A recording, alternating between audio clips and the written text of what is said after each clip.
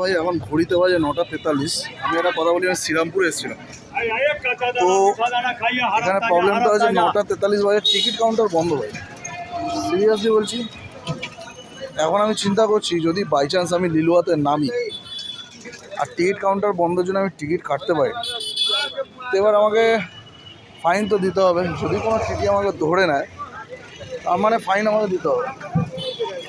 তো আমি এখন কি করব সেটাই বুঝতে পারছি না ভাই, যে আমি টিকিটটা কাটবো কোথা থেকে।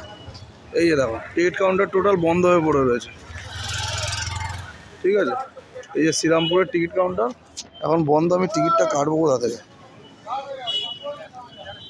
লিলুয়াতে নেমেছি, এর আগের বারও আমার সাথে এরকম হয়েছে। রাত্রি তখন 9টা 9:30 বাজে, হঠাৎ আমাকে টিটি ধরেছিল। আমার কপাল ভালো ছিল যে আমার টিকিট কাটা ছিল, তাই আজকে কাটা নেই।